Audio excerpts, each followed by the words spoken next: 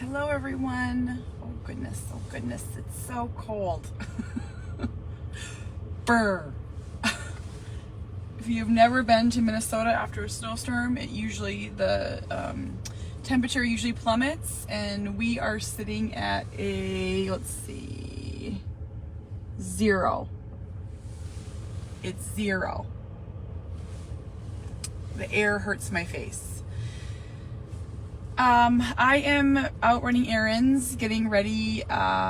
Cooper's at school.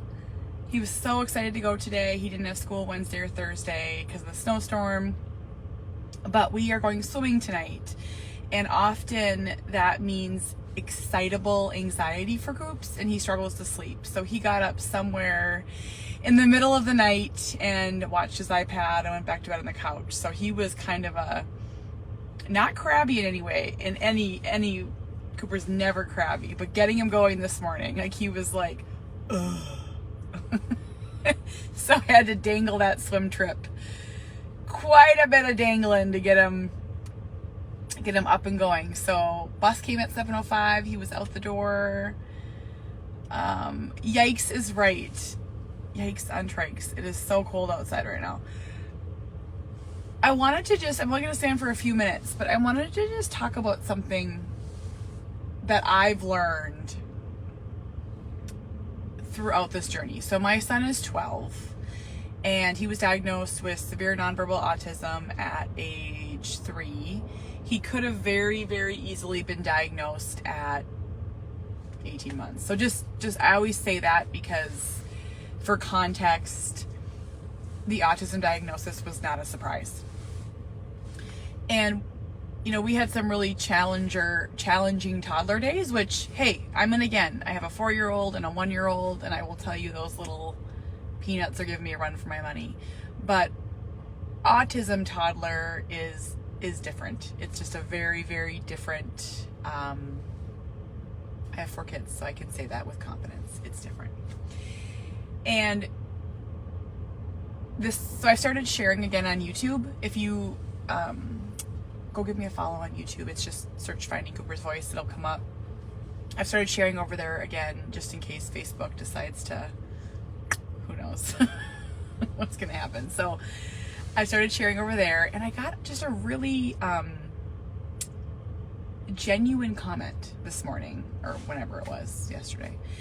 And it was from a very sweet lady. She seemed like she was, by her profile picture, a lot older than me. I would say grandma age.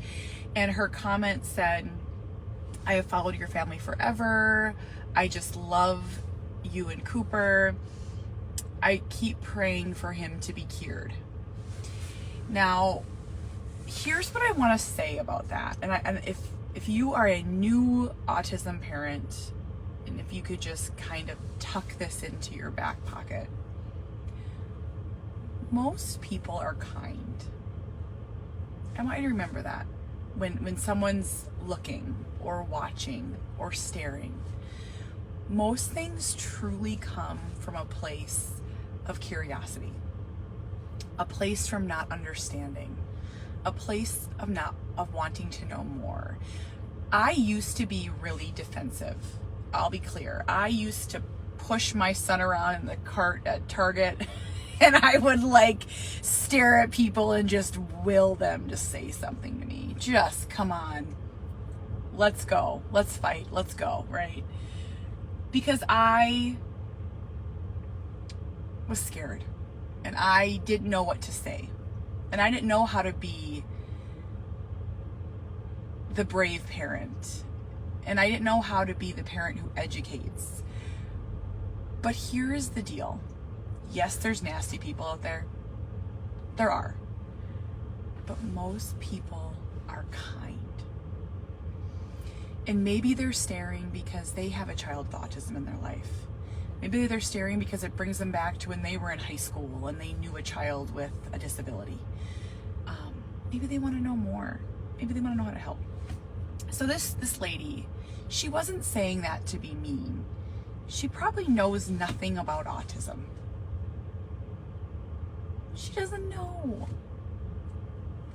And, you know, I still have the urge sometimes to fire off a comment. I'm really working on that. There's a saying that's never complain, never explain. Well, I'm not very good at it, but I'm practicing. You know, it's to touch on some of the most bizarre things. Like, you'll hear things like, oh, my child does that too, or everyone's a little autistic, or, you know, I've heard some real off the wall things like, at least it's not cancer, at least your child's alive. You know, people say these things because they don't know what to say. Now, and it's hard. You always think that you're going to have the right thing to say. You always think you're going to, you know, educate. But really, most of the time you're not. You're going to like think of the best comeback like the next day when you're in the shower or when you're driving home. That is the honest truth.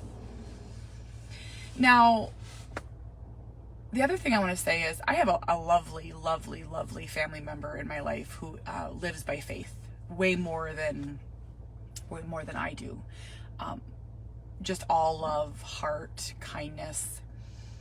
And he says to me still to this day, you know, when Cooper, I don't know if I want to walk into this, but like, you know, Cooper will be healed someday. Cooper will be able to talk someday. And it's such a hard slope to navigate because, and this is where I'll speak to you with a vulnerable heart super honestly. I believe Cooper is exactly who Cooper is supposed to be. I don't think there's another Cooper under the surface if we peel back the layers. I don't think there's a different Cooper in there if we give him a pill or snap our fingers. I don't think we're going to find another Cooper. I think he is exactly who he's supposed to be. And I don't want to live my life waiting for a different one. I don't want to spend my life looking for a different Cooper because there's so many parts that go into that. But could you imagine someday finding out that your parents were hoping for a different you?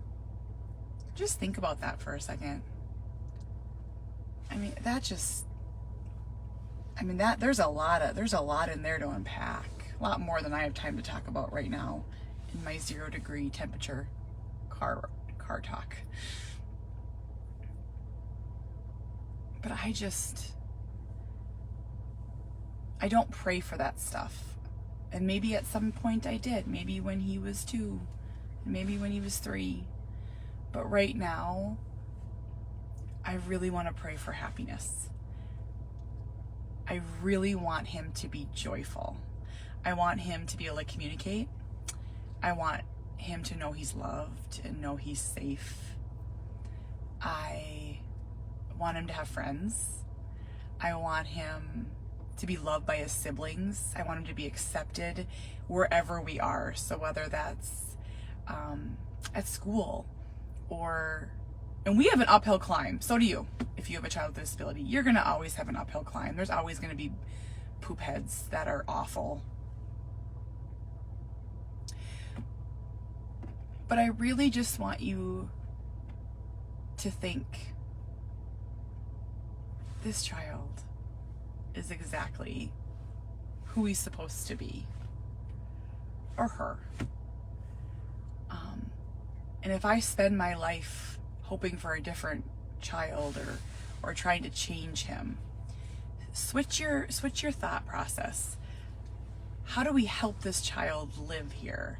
How do we help this child understand the world? How do we help the world understand this child? That's what I think we need to be pouring our energy into, not trying to find a different Cooper. I will respond with kindness to, or maybe not at all, to the person that says they're still praying for a cure. Because I don't think they're saying it from a place of malice. I think they're saying it from a place of not understanding. And really what they're trying to say is, I want to make this child's life easier. I don't want this child to struggle. And that's what we all want. Hi, Sean. I really, really, really don't ever want Cooper to struggle, especially as a result of his disability. I'll leave you with this. If you have a child like Cooper, or whatever your story is, he's gonna fight battles that I know nothing about his whole entire life. I don't know it because I'm able to talk. I'm able to drive. I'm able to live independently. I'm able to walk into a building and be treated with respect. These are gifts. And they're not given so easily to a child or an adult or a teen or a person with disability. It's almost as if they have to earn it. It's like Cooper has to prove that he gets to be here and do this. I mean, heck, I was arguing with a lady about his right to use the ADA seating because his disability isn't physical. They are fighting battles that you and I will not really truly ever understand. All we can do is walk alongside them and pave the way. We can pave it with kindness, or we can fight. And I think there's a time for both. But in my experience, 95% of the time, pave it with kindness. You're going to get a lot farther. Okay, I'm headed out. Have a great day. Still 0 here. Still 0. Awesome. Hope to see you on my subscriber page if you want more talks like this one. I don't often talk about things like this publicly because there's just so many, spirited folks. So come join us. Go to my Facebook page, click the blue Become a Supporter button. I'd love to have you over there. Have a great day, everyone. Bye-bye.